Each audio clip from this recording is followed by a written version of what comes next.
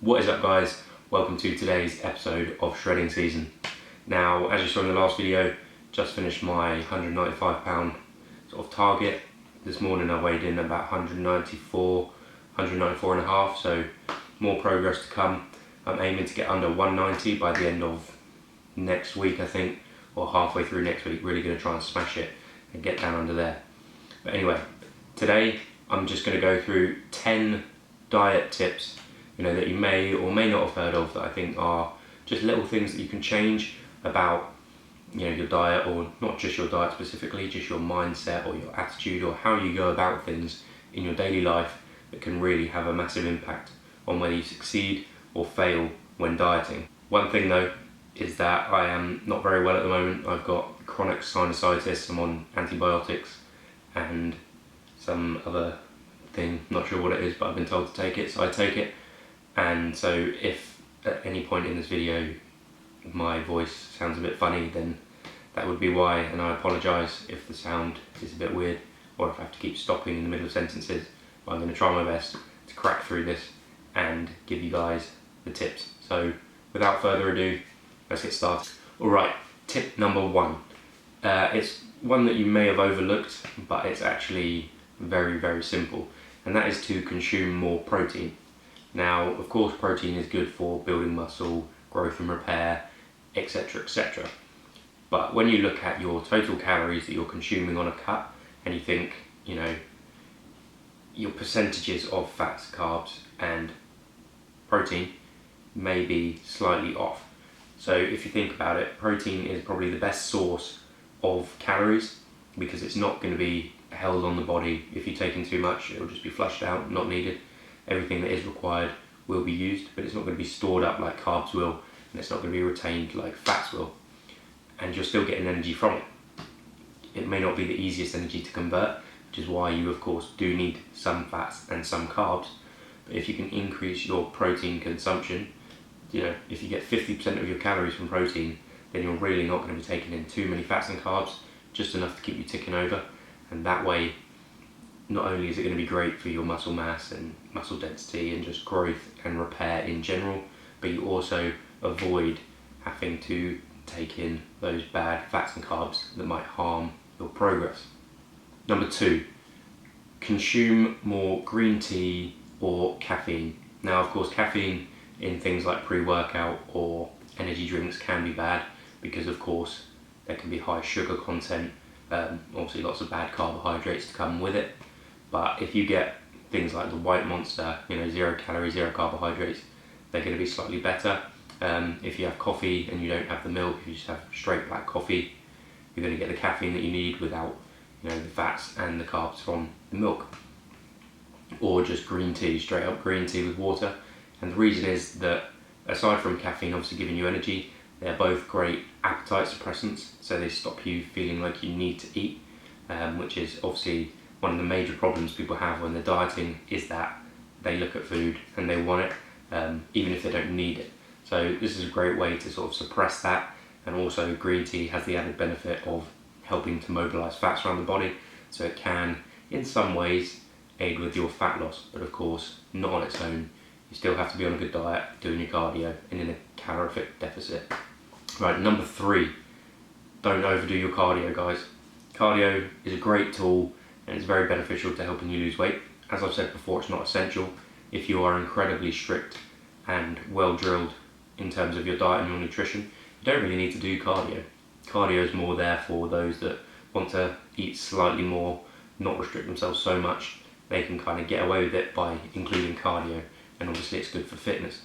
But if you just start smashing cardio hours a day, you're going to go beyond the point of just activating carb stores or your fat stores and burning them for energy, and your body's going to start to go catabolic and eat away at some of the muscle or use up the protein that you've taken in for energy, which is not what you want. It is not beneficial. And if you overdo cardio, your body's going to slow down its metabolism because you're burning too many calories. You've got to find that perfect balance, which in my opinion is somewhere between 200 to 500 calories below maintenance, including the cardio that we've done. So if you're at maintenance and you do 300 calories worth of cardio, job done, you're in that range. Number 4 is a massive one, guys, and it is one that I myself have found very, very important and also very beneficial to me this time around specifically, and that is to stay busy.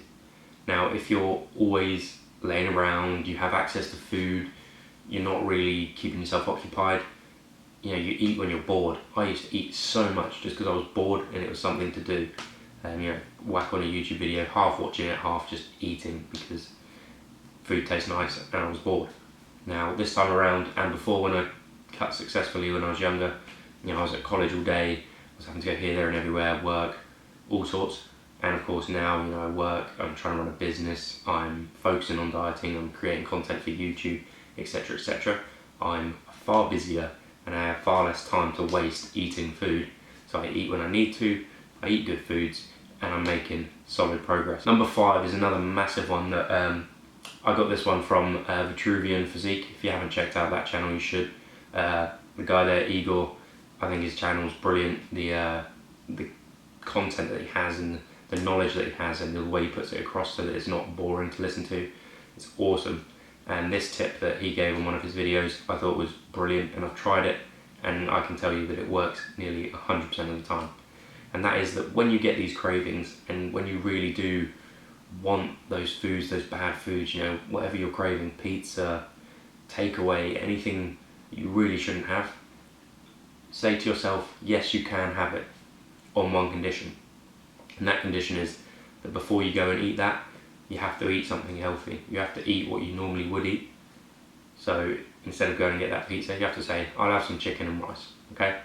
And what will happen 9 times out of 10 is you'll eat that, nice, healthy food, and your craving will go away because you realise that you don't need it. You might have just been hungry or just really wanted food even if you weren't hungry. And once you've done the good thing, you'll say to yourself, no, I don't need to, I'm on the right track, and you will keep going. And it's a fantastic way to get rid of some of those cravings. Just say to yourself, if I eat this first, then I can have one. And if you still want one, go get one, because otherwise you're just going to do it at a later date. Get it out of the way now. Alright guys, we're on to number 6 of the 10 diet tips, and this one is another major one. Unfortunately, I can't do this one at the moment because there's nobody really that I can do at the same time with it, because it is winter. Most people don't do it now. That is to do it with somebody else. Don't do it alone. If you go about it alone, there's no one to judge you. There's nobody that you have to keep up your end of the bargain for. The only person that can judge you is yourself, and it's very easy to excuse yourself when you're the only one. Now, if you've got somebody else doing it with you, not only do they provide motivation to you to keep doing it, you want to keep up with them, you don't want to lose, and also it's just that sort of friendship and that bond that helps you push through things that normally you just go, do you know what, I can't really be arsed with. As for me, unfortunately I have to push through it, but luckily I've done this before, I know what I'm doing, and I know I will be successful if I just carry on, and I have the motivation of knowing what my physique did look like, so that I know now it will look even better. Whereas if you're somebody who maybe hasn't dieted before, it can be hard to have that motivation because you've never known what it's like to be at that stage. So like I say, if you can find a buddy to do it with, do it. Alright guys, number 7, we're getting towards the end of the list here, but what I want you to do is drink more water. First thing in the morning, drink some water. With every meal, drink some water. When you're at the gym, drink water. You don't need juice, you don't need diet, soda, fizzy drinks, you just don't need it. What you need, good clean water, and it will improve your life dramatically. Honestly, once you get used to it, it doesn't even taste that bad. You've just got to get over that hurdle of it being boring and realise all the benefits that it has. I mean, something I always say, which maybe you might find a bit odd, is that whenever I have a glass of water and I don't want to drink it, I look at it and I think the molecules in that glass are the foundation of all life on this planet, or any other planets for that matter. Absolutely incredible stuff. The body's made up of 70% of it, and yet we don't drink it at all. Here's number 8, guys. Prioritize carbs over fats. Now, some people really like their fats. I get that, I do too. I'm more of a fats guy than carbs. I'd love to eat fats and get rid of carbs because carbs don't really matter that much to me. I'd much rather have egg yolks and bacon than rice and bread and stuff. It doesn't really bother me. But in terms of dieting, those carbs, they're quick access. They're going to get used up quickly and then you'll continue to burn fat. Whereas if you're taking, whoops, camera cut out. As I was saying, prioritize carbs over fats because the energy that is stored from them is going to be easy access. It's going to make you feel better throughout the day. It may not taste as nice, but it's going to satiate that sort of need for carbohydrates and help you get on with your diet. Number 9 is kind of related to number 8, and that is if you are going to take in carbs, even quite a large amount of carbs, try to aim for low GI carbs. Now, what does that mean? Low GI means low in the glycemic index, and if a food has a low glycemic index, it means it is absorbed into the body fairly slowly. It doesn't cause such an insulin spike, which is what can cause cravings and also make you feel like you need more food. Things like brown rice, fibre pasta, if you can find that, made out of like really deep whole grains rather than just wheat. Sweet potato, all sorts like that. Great foods that have that carbohydrate content, but they are low GI. Now, other foods, potato, white rice, normal pasta, bread, they are high GI. They spike your insulin and they make you feel like you need to eat more food because of that insulin spike. So aim for low GI carbs. Number 10, guys, and this is the almost final point. I've got a little bonus point in there as well, but don't buy into bullshit supplements. Honestly, like there's so much that gets pressed, like diet pills, weight loss supplements, this, that and the other. It's all crap. Okay, just have your calories going out less than what you're taking in. Stop eating shitty foods. Stick to your diet. It's really not that hard. It's temporary. Use all these tips to your advantage and it will make it much, much easier. You don't need to waste money on these companies' diet products and weight loss pill and fat burners. Your body will burn fat if you put it into a state where it needs to burn fat for fuel. It is as simple as that, guys. Otherwise you just waste so much money on things that aren't even proven to work 100% of the time. Right, guys, that is it for the 10 diet tips, but I've got one last bonus one. Kind of doesn't apply to me because of what I do, but for the majority out there, spend less time on social media, guys. It really has a massive impact on your motivation. When you see these guys on there that look incredible, 365 days a year, all their photos, they're like, oh, why don't I look like that? How come I can't look like that? You've got to think that these guys make sure they have the right lighting, they make sure out of 1,000 photos they get the right one, they have professional cameramen sometimes, they spend hours a day trying to get the perfect photo just to upload. They do this as a job, it's a full-time thing. For a lot of you out there, you're just going to want to lose a bit of weight on the side of what you do normally, and spending too much time on social media and thinking that you're not doing well enough, you're not good enough, you're never going to reach those levels. Maybe you won't, because they do it full-time, 24 hours a day. They focus on making their body a product, essentially, that they can sell. So don't spend so much time on there because it can be very, very demotivating, and that is not what we need to help you guys smash your goals. So that is it for the diet tips. Probably jump into a bit of a workout now. I know this one's been quite long, so well done you if you're still tuning in and still keeping up with this.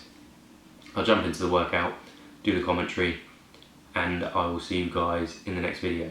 So thank you guys for watching. Remember to leave a like if you enjoyed it and you found these tips useful. Leave a comment if you do try them out and they work, let me know. I'd love to hear back from you.